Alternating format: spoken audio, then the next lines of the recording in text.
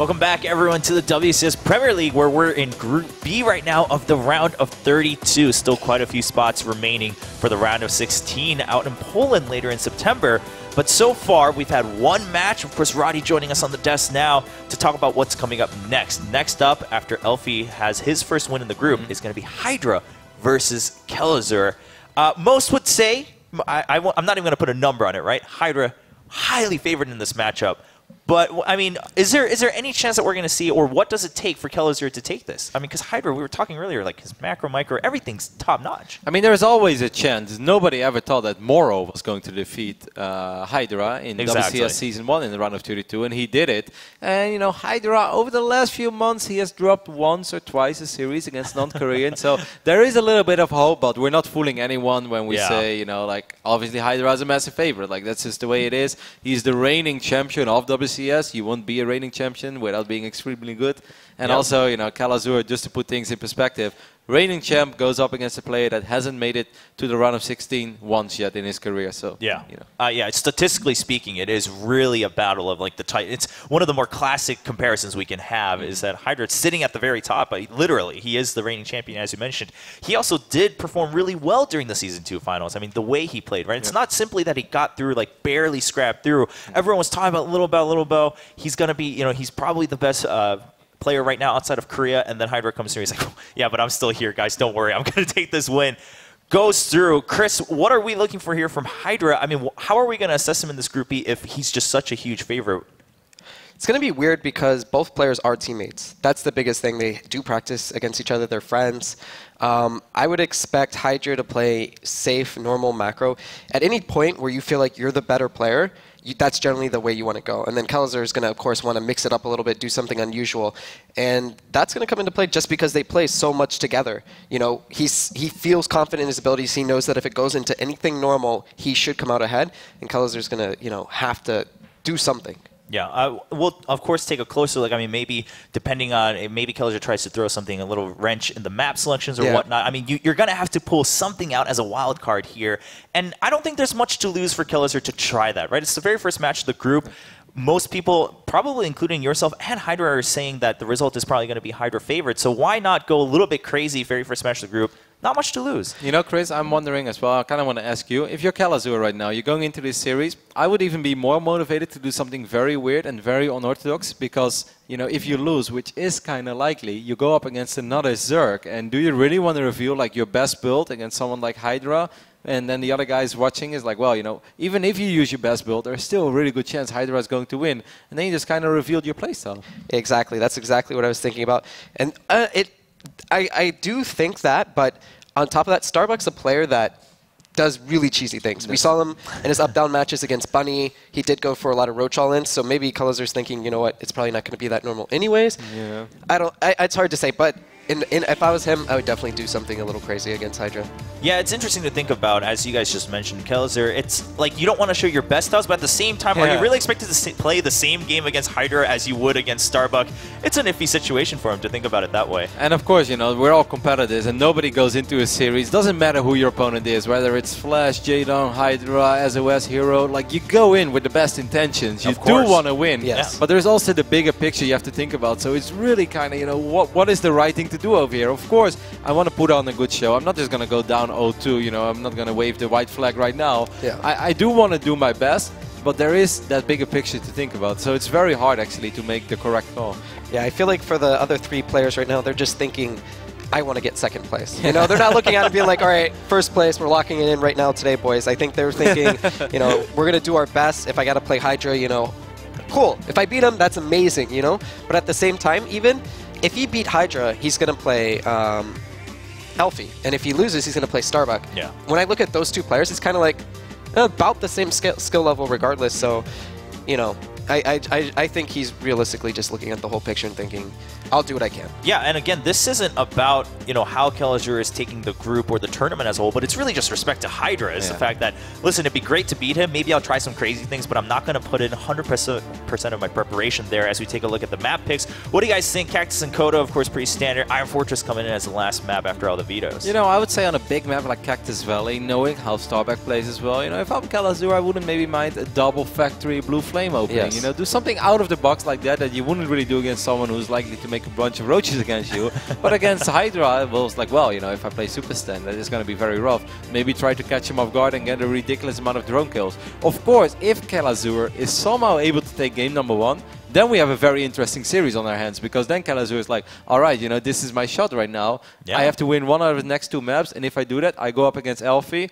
Elfie didn't look extremely convincing in his PvT when he played against Uthermal. Yep. So, you know, if Kelazhur is able to take the first map off the back of something crazy, then we're looking at a very interesting series. And then obviously this entire group is suddenly on its head. Yeah, Chris, I mean, you're nodding your head in agreement here. Do you agree?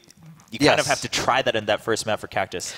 Yeah, whenever you get into this situation as a pro player, whether it's a best of 5, best of 7, best of 3, when you get to that match point, anybody can lose 1 game. Yeah. That's true. Yeah, when you go into a best of 3 or a best of 5, you got 2 maps left, you feel okay, but last map, it's hectic. All right, well, we'll see how Kelazhur takes this one. Again, ladies and gentlemen, it's hugely in favor of Hydra, but if Kelazhur can pull something off here, it would be a miracle everyone's going to be talking about for the rest of the Premier League. Match number 2 of Group B coming right now. The war machine continues to turn as Hydra prepares to move to the round of 16 for the 3rd time this year. Kelazhur, the steamroller is in front of him, getting out of the way. There's nowhere to run. He has to somehow overcome this monster in front of him.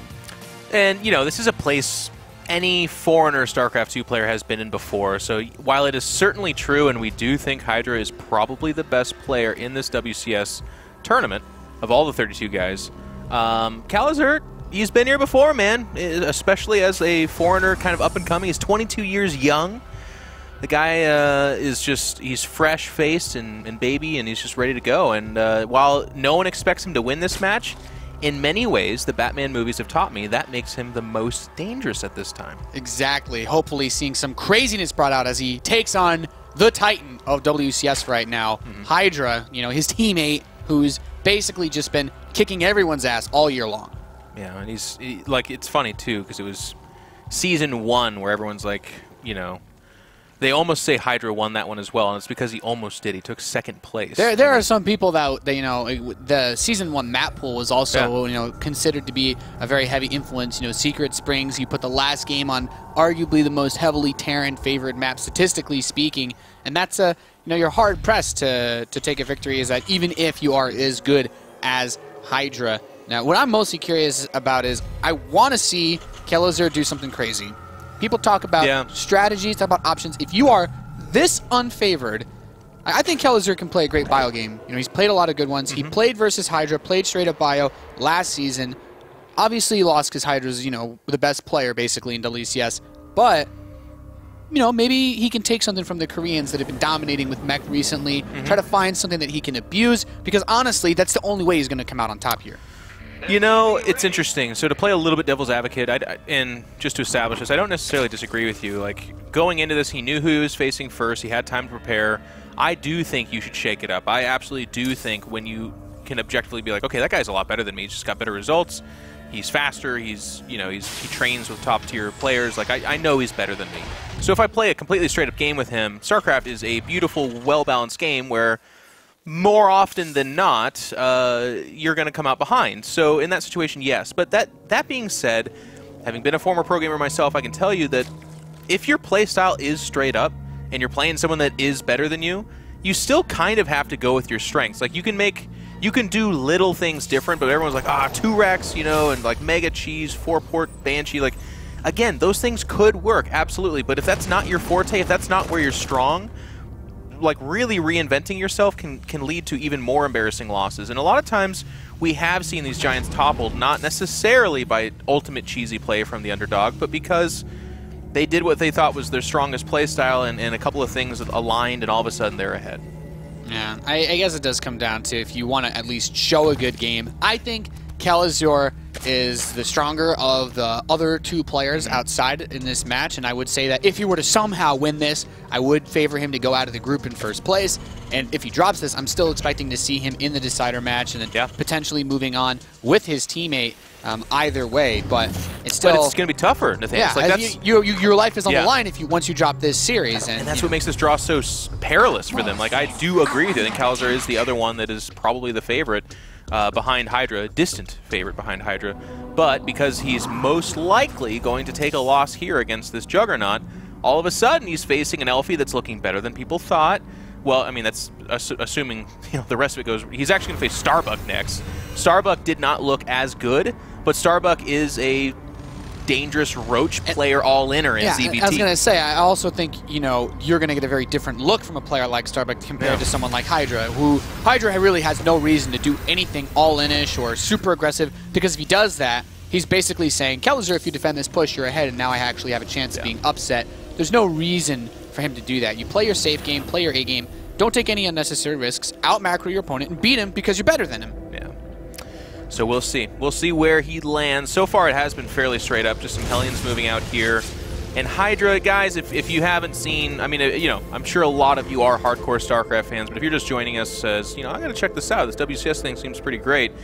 Watch Hydra. It's a thing of beauty. He's just so rock solid, and he doesn't take huge risks. His mechanics are very, very sharp. He's also really aggressive, but not like in a, I'm a caster, so when I say aggressive, I'm trying to politely say he's a cheeser kind of way, but more of a like, he actually will just be in your face attacking all the time. Great map presence with these Zerglings, actually, catching the reinforcing Hellions, and when you're a Terran trying to control all of them at once, it's very difficult. You lose your map control. If Hydra really wanted to, he could actually just send all these Zerglings to Kelazhur's base right now as this Baneling Nest finishes and just bust the natural and run in and try to kill something. Because there's very little barracks production. There's a couple of barracks on the way, but there's just that one Hellion and a handful of Marines. Like, you can't build anything out of any of these racks yet. You can see all the production that is ramping up here, so in time, that lack of production will be remedied with a tremendous amount of production. Those Zerglings are going to poke at the front of the wall. They're checking it out. Backing away, and again, kind of to your point, I don't disagree with you. Yeah, you could Baneling bust this and run it with Zerglings, but that's not really the Hydra kind of way, because if that gets defended, all of a sudden he's like, wait a second. I mean, I've seen players like Jaedong be a little more, likely to make, they pounce on moves like this, because if you play enough games, someone like Hydra plays more than enough StarCraft to know that it's like, okay, you invest in those early Hellions, sure you're going to follow up with Stim, probably engineering bays. You don't have a lot of Marines, and that's why as a Terran player, you want to keep those Hellions on the map. You don't want to lose them, not just because you want to do damage, but now he can't really scout that effectively. He can't delay the creep spread, and that just opens up. It opens up so much more for Hydra to do whatever he wants to do. We already saw there was 3 queens spreading that creep, and if you look at the minimap, I mean, look no further. It's just like, it's already going to be a problem. And the fact that they got kind of quote-unquote close spawns on this 4-player map means that in no time at all, we're just now approaching 10 minutes. It's going to be roughly like 12, 13-minute area, where without those Hellions, that creep's pushing up in the other 3rd base, now 4th base option for the Terran players. It's like there's going to be a creep highway directly to the Terran, and that's about the time when Midos will be joining up with those Ling Banelings that are enjoying a 1-1 upgrade just in a couple seconds here, and all of a sudden, Kelazhur is in a terrible spot. Just a terrible spot. Yeah. These Zerglings and Banelings are going to try to hit this 3rd. These Marines get surrounded. There's the Stim, but no medevac support, no combat shield, and these Banelings trying to put themselves in between the 3rd and natural so that they can run back and help knock this down. These SCVs get smashed. 10 workers immediately falling, and these Marines Stim twice. They have no hit points. Hydra just completely swarms the natural. He's trashing the 3rd. He just got the entire army, and as you said, it's before these medevacs come out, but they have nothing to heal. They're like, guys, we're here. What do we do? There's no Marines. They're not even a drop here. And it actually kind of... Oh, he's trying to save the SCVs. Run, you fools! Yeah, there's nowhere to run for them. So many losses already racked up, and if you can see, it's a 114 supply for Hydra versus just the 76 for Terran. It's not uncommon for around this time for Terran to have a supply advantage. It's almost silly because, I revere Kelazhur as a player to look up to and study, but Hydra is just this good, he makes him look silly. Yeah. Well, I mean, he, as you said kind of earlier, and you kind of touched on this, like some of these players jump on moments of opportunity. Jaedong, a lot more aggressive, so he'll jump a little bit earlier, but there's higher risk there. Hydra, he knew, hey, if you're going to try to land that 3rd after losing all of your Hellions, you are vulnerable. I'm coming after you, and it's going to great effect. No bunker at this 3rd. More SCVs dying. They just transferred there, and this is, it's being compounded. Kelazhur was already behind, so like, we're looking at this and we're like, wow, what a mistake. To be honest, he had to do something like this, because if he's just like, wow, I lost a bunch of SCVs there, better turtle up and move out in 5 minutes, well, okay, then Hydra's at 200 supply with who knows what tech at that point in time. And as a Terran player who's going for bio, you're behind in basically every possible way. there's how are you ever going to step out onto the map and clear up that creep when your opponent has enough forces on the map to just completely swallow your army and kill you? He was looking for something. Unfortunately, he came up a little bit empty-handed. Not Hydra, though. Moving in here. A lot of Zerglings now backed up by those Mulas. And in fact, actually no Banelings. I think they're waddling around somewhere behind this. But it looks like he's just going to trade out a bunch of Zerglings for now at this point in time. He still wins without Banelings. Nah, I mean, he's at 1-1 upgrades, 2-2s, about 75% done. Such a large lead in this game. Without Banelings, he crushes through. Now he comes into the natural, busts that bunker down, and this is basically it. There's no more here for Kelazhur. All his SCVs are dying. He's losing another 10. The rest of them are just trying to run away again. But the Muta's here, and once he gets on top of the production, you know, that's when the bells toll for the Terran player.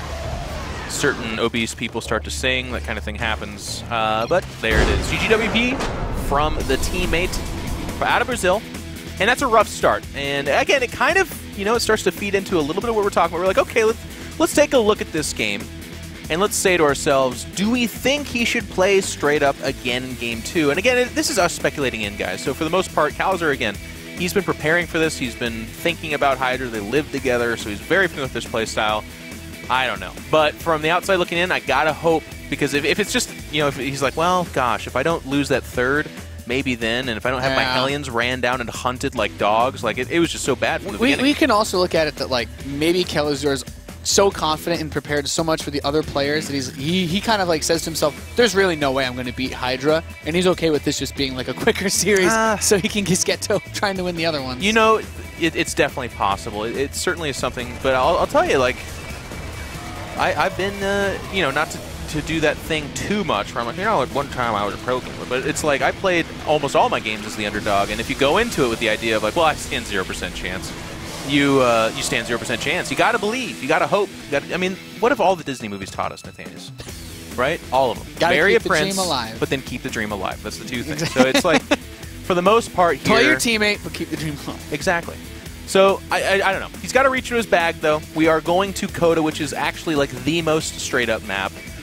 This map, if we're talking about trying to really play underhanded, I want to see Kelazhur play mech. Yeah, it's super strong. If Kelazhur seriously wants to win this match, whenever, you know, at least in most of the games that I've seen, and whenever I'm playing against someone that's better than me, if I know they are, to like, everybody, you're not. Yeah, exactly. Yeah. You know, you're just not going to beat people that are better than you in a matchup where you play mechanics, and that's what Bio is all about. Mech relies so much less on that. It's more about the positioning and really just being aware. I'd honestly prefer to see that, because I don't see winning a straight up Marine Mine Medevac game against this guy. He's so good, you know. Hydra. He's base Zerg. Terror of NA. With a charming smile, a calm, peaceful, friendly demeanor. And I'm just not entirely sure what we need to see from our blue Terran, who's also from Root, Kelazhur. But he's still... It just feels weird because he's like, yeah, he's quite good, but the only reason that you get smashed like this is because you're playing the guy who won WCS in Season 2. He is more than a contender in this group, but Hydra will make everyone look bad. More than a contender? What do you call him? What is that? Well, he's I don't know, he's a heavy contender. Ooh. He's heavy. He's a contender plus. Whatever that term. I like it. He's a favorite. That's what I'd say. All right, so let's touch on something. I like what you were talking about, and to get a little bit into the nitty-gritty. So when we talk about mech, for those of you that perhaps, again, are not super hardcore StarCraft fans, but even for you guys that are, let's talk about it. Mech, typically for Terran, describes the utilization of like tanks, Hellions, Hellbats, Thors, the mechanized stuff, the vehicles, the robots, the cool things. And on this map in particular, you'll notice there's 3 bases readily available in that little blue corner for the Terran. But there's even a 4th, and when you take that 4th, you're extending towards the middle of the map where there's ramps, there's choke spaces. This is really advantageous for that playstyle because there's so much AoE available. It's so hard for Zerg to get in there, and they used to use Swarm Hosts, but you know, balance-wise, Swarm Hosts were problematic in other areas. They don't really exist in this matchup. Not as much. So it's become hard for Zerg to deal with that. And to be honest, in the metagame, it all becomes then for Zerg to say, okay, I see you adjusting towards mech. I need to get in as much damage now and early before you really get set up, Otherwise, when they get locked in, that Terran player, it's super hard to dislodge them. Yeah, it's interesting the way that kind of mech has evolved and moved around a bit. I haven't seen as many of the Korean matches that have been played in the last week or two where the mech has been apparently terrorizing. I had a conversation with Major about the style that he busted out yesterday in his series against Betrayus, and what he had to say about it was, you know, the way that you can do it, the Korean style without the Ravens is just pushing with the BCs so fast that you force out the Corruptors and you like really mess with their army composition. But Hydra's the kind of guy that will probably find a way to kill you before you can reach that ultimate army. If that's what mech is. Mech is, it's about the ultimate army. We saw Major actually had a big lead with a not quite ultimate army mech, and he tried to push out on the map. He wasn't maxed out, and he got wrecked and actually allowed Betrayus to come back into the game and clear the series. So it's something we have to be very patient. You really cannot ever attack until you know 100% you're going to win. And that's the art of it. Like, a lot of people try to underrate it and talk about how it's, you know, overpowered and easy, but to be honest, especially at this level, playing a player like Hydra, it's not as simple as making a few tanks and winning. It is infinitely more complex than that and very difficult to execute. So we talk a lot about it. You know, Kelazhur is not necessarily known as a guy to go mech, so we'll have to, you know, maybe this is all for naught, but we'll see. Coda, a map that is pretty typical. I think the first thing he does need to fix, though, is he had something like 8 Hellions last game. Yeah, literally get ran down by 20-ish Zerglings. I'll be honest, you know, if you're playing a ladder game or something like that, you open up, you know, those Hellion openings are the staple. Almost every single Terran player will do it. You know, they all have Hellion openings. Any game where you lose your first 6 Hellions or 8 Hellions, what have you, is bad. Honestly, if there's nothing on the line, you might as well just tap out. Like, you don't have the map control to stop your opponent from either counterattacking or taking at 4th base, spreading their creep relentlessly. They don't have to do anything defensively. Like, everything just goes really, really bad. Because the Zerg player also has the ability to write off a lot of other potential things that you could have been doing. Say, a Marine drop with Hellion run-by, or an armory. If you were building an armory and you lose your Hellions, well, not going to have any Hellbats. So not worried about Hellbats. It gives the Zerg so much breathing room. You absolutely must keep those Hellions alive at the start of the game. And immediately Hydra, by the way, does scout this trifecta of tech. We see Hellions again coming out, but also a quick starport with that tech lab. So it will be a Hellion Banshee opening, which is pretty good, pretty strong about applying pressure to that 3rd base in particular. But again, Hydra's so on top of the ball, sees it at its earliest conception. So he's going to be prepared. And we already saw that he favors the kind of 3 to 4 extra queen style. So he'll have the basis for doing something about this. We're going to have a little bit of a run-by with these Hellions. They're not, well, they can endanger drones, but one's going to die essentially for free. The focus of this is so that Kelazhur doesn't have to use a scan. He opened up with a 2 command center build. He does not have a fast 3rd base, which means he needs those mules back home to get his economy going and keep the production level up. So throwing away the 2 Hellions in that scenario, not the worst case scenario, especially considering that this could still be, okay, is he getting another tech lab on that barracks? Could still be bio, I suppose. Wait for it. It looked like he had the chance to go mech with that. Hellion Banshee leads very easily into mech, but... Raven? But 2 more barracks. And actually, I've seen this from a few players too, that early Raven's really cool. The PDD can kind of mess up a few compositions. Also gives you early scouting without... the ability detection, excuse me. Yeah, creep spread denial is always very nice. And you know, this Overseer comes in, it's like, oh, okay, maybe you're building another Banshee. Stand. You see the building barracks, though, and that's like, Hydra's like, okay, no mech. You can just immediately cross it off. You have to react very differently between both styles, and Hydra's a good enough player. Obviously, he didn't really have much trouble versus the bio setup that Kelazhur was going for on the previous map. Yeah, and again, I love watching these top-tier players like Hydra. Like, he's been scouting so diligently, just the macro mechanics, and you can see it expressed in his creep spread. It's continuously just bubbling down the middle of the map. Tech path-wise, it's actually a little bit of a faster Spire for him, and you'll notice no upgrades. So he's switching it up just a little bit. This is particularly strong against a Banshee opening. Now, this one Banshee really hasn't done much. It did kill a creep tumor. It harried a queen a little bit, but no drone kills, and that's its primary function. So in a few seconds here, with these 6, more mutas coming out, that Banshee's going to have nothing to do. So again, it's a little bit of an early win for Hydra in this opening stage. Yeah, Hydra's gotten basically everything that he could have wanted out of this. He hasn't invested crazily into the drones because he's gone for this very even setup, having a lot of lings out on the map, going for the Mutalisks reasonably quickly. But that's okay when you're this good because you're telling yourself, I don't need the massive economic advantage. All I need is just enough to deal with anything he could possibly throw at me, and then I'm going to slowly grind it out because that's the way I want to win this game. He doesn't want to go for something crazy. It's just such a good way to play a best of 3 as well. Like, to do the same thing over and over again, you're begging to be hard countered, and that's something that in StarCraft is a huge deal. Like, if I have ultimate information on my opponent, my decision making is so much different than what it is to play with limited information, which is what most of us have to play with. So Hydra shaking up a little bit, just changing the timings, is going to once again challenge this third. You'll notice there's no medevacs out just yet. Of course, it was swapped with the starport, so there will be medevacs. And not suffering the earlier losses, I do have to say our Brazilian Terran is in a lot better of a position. He's going to establish this third and really have the finances to try and stand toe-to-toe with this Zerg player. Yeah, and he got the missile turrets up at a really nice time. He wasn't really at risk of anything. The biggest threat, wow, that Banshee just he's playing with death, man. He's like, going down the middle of the map, boys. See you later. Probably not coming home. The creep spread, too, is also going to become an issue soon enough. It's like it's nice to have a Raven, but Ravens are also very slow. Like, as soon as the Mutas and Lynx push him back off the creep, the Raven will die. Like, the Mutas will get it very easily, or at least they should be able to.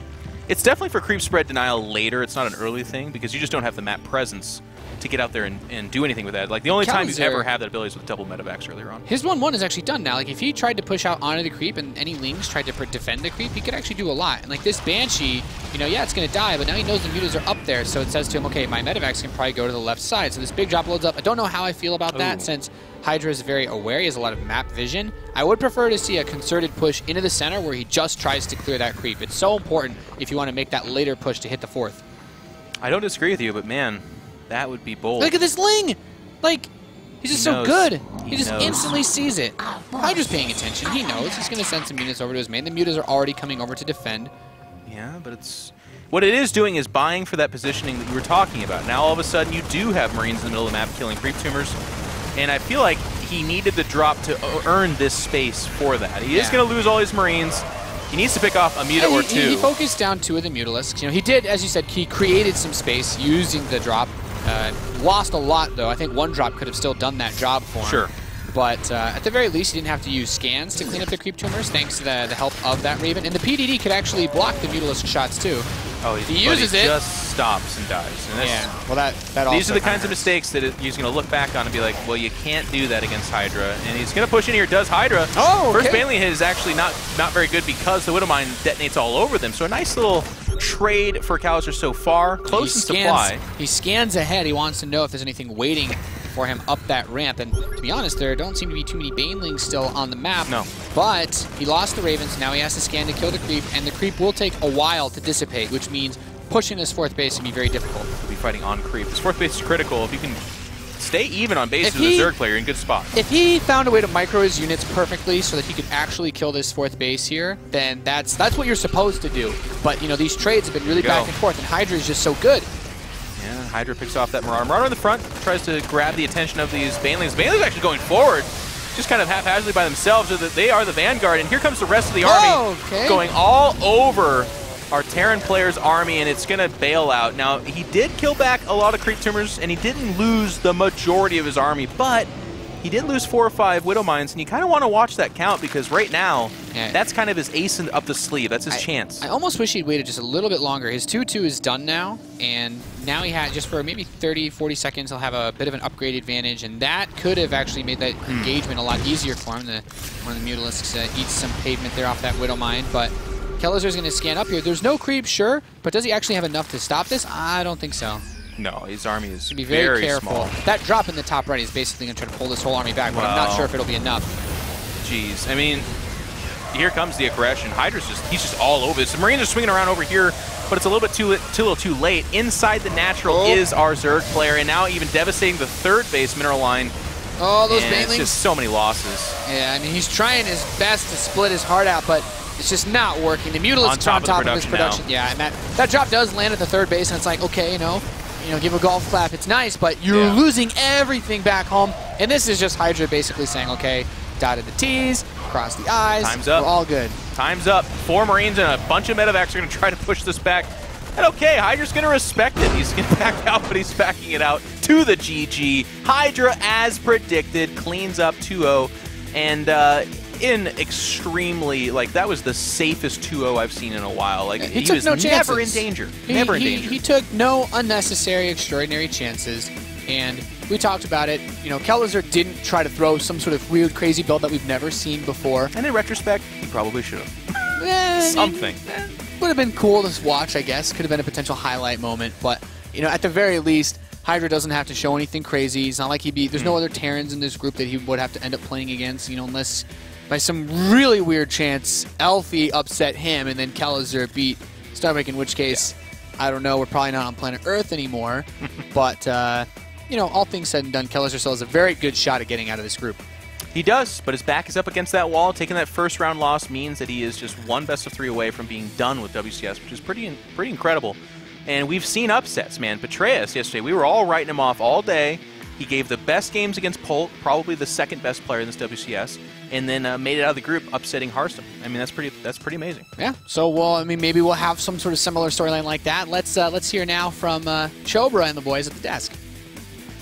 Thank you very much, gentlemen. Of course, we just watched that game, Hydra versus Kelazhur, and let's talk about that a little bit. I mean, I think in any case, in any community, you're going to have the two parties, right? Where one's going to say, well, looking back, maybe Kelazhur really should have tried something really crazy, but then we were talking about it. We preceded the game with that statement, but then while we were watching, we were like, maybe he just wants to see where he stacks up in this group and where he is leading into this Premier League. What do you think, Chris? I mean, I personally would love to see him do something. I think him playing a normal game it's never going to work against Hydra, to be honest. But like you said, you never really know until you play that normal macro game. And if by some weird, strange way Hydra does end up losing to Elfie, I'm sure he'll change it up if he has to play him again. But as of right now, he really didn't have any huge mistakes. Even in this first game in Cactus Valley, he lost a few Hellions, got him surrounded, and then it was just Hydra attacking and him losing. It wasn't like he misplayed a drop or, you know, had horrible micro. It's just Hydra's a better player, in my opinion. Yeah, I wanted to actually follow up with that question, is that now having played somewhat a standard game against Hydra Ro32, do you think there's anything that Kelazhur can kind of look back really quick and say, all right, this is what I'm going to take away from having played one of the best players in WCS? Or was it like, all right, Hydra's really good, that's the only conclusion we have? There's always a few things that maybe you don't necessarily learn in this moment, but things you already know, but sometimes go in the back of your mind and then suddenly you forget about it. Like a couple of engagements, the Hellions in the first game, you know, they were split up. When you have 2 Hellions on the right side of the links and 4 Hellions on the left side of the links, it becomes very difficult. So, you know, note to self, keep Hellions together, makes it a lot easier. Small things like that. The only thing I'm a tiny bit worried about, but at the same time I don't think it truly matters, is that whenever you do play a very standard game like this and you know, you do get kind of crushed, that could be hard on your confidence, you know. It's very important that Kelazhur doesn't suddenly start doubting everything he knows about this matchup and everything he knows how he normally approaches it, because you're going up against a player that just won't do it as well as Hydra. Hydra is always going to have more units as the next guy you're going to play, so I hope it doesn't affect him too much, because you know, this was kind of a rough series for him. Yeah, I mean, let's talk about the Kelazhur. Sure, the result, and everyone was saying Hydra's highly favored, but that's because of Hydra. But Kelazhur himself, an up-and-coming player, and a lot of people are saying that, well, he has a really good shot of moving out in Group B, and everyone's interested to see how far he can go this season in the Premier League. You can't, I mean, for his fans or himself, you can't sit there and say, oh, geez, lost to Hydra 2-0. That feels really bad, because you just have to move onward and say, listen, I got here for a reason. I'm here because, and a lot of people believe that I can go further. Kelazhur should really think back on that. No, absolutely. I think even before Elfie was replaced by Utermo, I think Kelazhur looked at this group and be like, I think that's manageable. You know, Utermo and Kelazhur are actually great friends. I'm sure they've played a bunch of games with each other. So he probably thought, like, you know, I have a realistic shot at making it to the round of 16. He would be the first Brazilian player ever, by the way, to make it into WCS Premier League round of 16. So that would be a great milestone. And, you know, the most important thing right now is just move on from this series, forget about it, and focus on the things that truly matter. And that is that series against Starbuck. He could learn so much from that series that Bunny played. And I know the foreign Terrans, they all watch each other. You know, they're a very united group of bunch of people as well. So the moment that happened, all the Terrans have seen those games. He knows what to expect, and he knows it's going to be a very different series. So I still believe, and, you know, like you said, for a lot of fans, Kelazhur is the favorite to make it out of this group after Hydra. And I don't think this series changes all that much about it. Yeah, it shouldn't really affect how you guys view the group. So let's take a look at where we are now that we've had the initial matches in Group B. As we were just mentioning, the next match coming up will be Starbuck versus Kelazhur fighting to stay in the Premier League. It is the elimination match of this group. Meanwhile, Elfie and Hydra sitting up top a little bit comfortably to see who's going to be the first seed of the group. And then moving on forward, we will also find out who takes that second spot for the round of 16. So after this break, ladies and gentlemen, we come back. Starbuck versus Kelazhur fighting for their life to stay in the Premier League. It should still be an interesting match. I mean, we talked about it before for Starbuck, and now with Kelazhur, how has he prepared to play against these other players other than Hydra? That's going to be the highlight. We'll come back right after this.